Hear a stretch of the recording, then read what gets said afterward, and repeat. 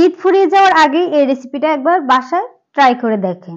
আসলে কিছু কিছু রেসিপি এতটাই মজার হয় এবং একেবারে সিম্পল।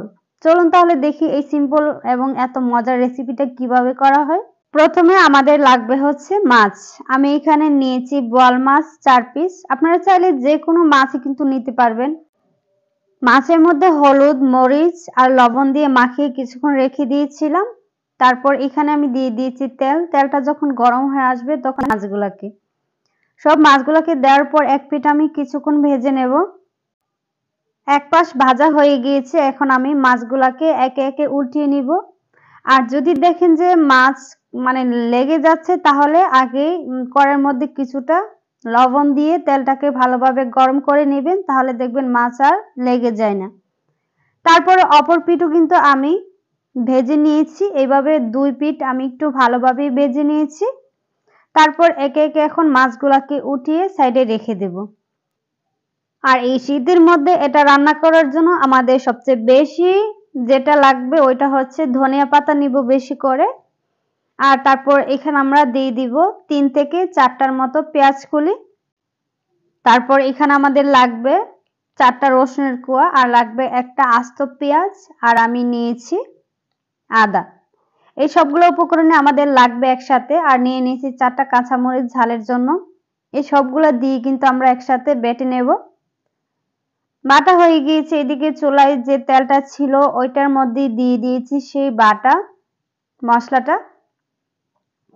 বাটা মশলাটা দেওয়ার পর আমি তেলের সাথে ভালোভাবে বাটা মশলাটাকে মিশিয়ে নিচ্ছি।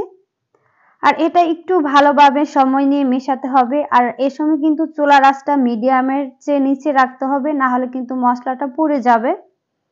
এইভাবে আমি কিছুক্ষণ ভেজে নিয়েছি। ভেজে না হয়ে গেলে এখানে দিয়ে দিচ্ছি কিছুটা পানি, যেন মশলাটা পুড়ে না যায়। পানি দেওয়ার পর আমি ভালোভাবে নেড়ে ছেড়ে দিচ্ছি। আর এখানে দিয়ে দিচ্ছি স্বাদ মতো লবণ, হাফ চা চামচের কম হলুদ গুঁড়া, হাফ চা চামচের বেশি মরিচের গুঁড়া, যার যার ইচ্ছে মতো ঝালটা। তারপর হাফ চা চামচ ধনিয়ার গুঁড়া। তারপর এখানে দিয়ে দিচ্ছি হাফ চা চামচের কম জিরার গুঁড়া। আর এই সবগুলো উপকরণ দিয়ে তারপর কিন্তু আমরা নেড়ে নিব। নেড়ে ছেড়ে দেওয়ার পর সবগুলো উপকরণ একসাথে মিশিয়ে নেওয়া হয়ে গেলে ঢাকনা দিয়ে ঢেকে রান্না করব 5 থেকে 6 মিনিটের মতো। 5 থেকে 6 মিনিট পর ঢাকনাটাকে উঠিয়ে তেলটা যখন উপরে ভেসে উঠবে তখন বুঝবো যে মশলাটা ভালোভাবে কষানো হয়ে গিয়েছে। তারপর আমরা এইভাবে মশলাটাকে ভালোভাবে নেড়ে ছেড়ে নিচ্ছি।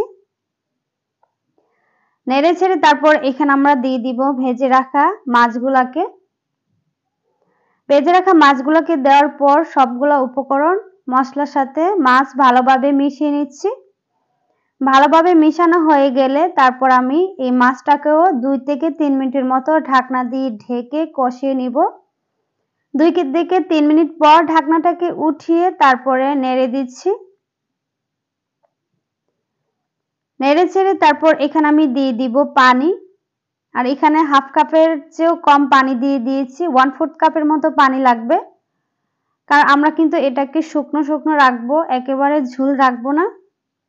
নেড়ে ছেড়ে তারপর ঢাকনা দিয়ে ঢেকে রান্না করব 5 থেকে 7 মিনিটের মতো।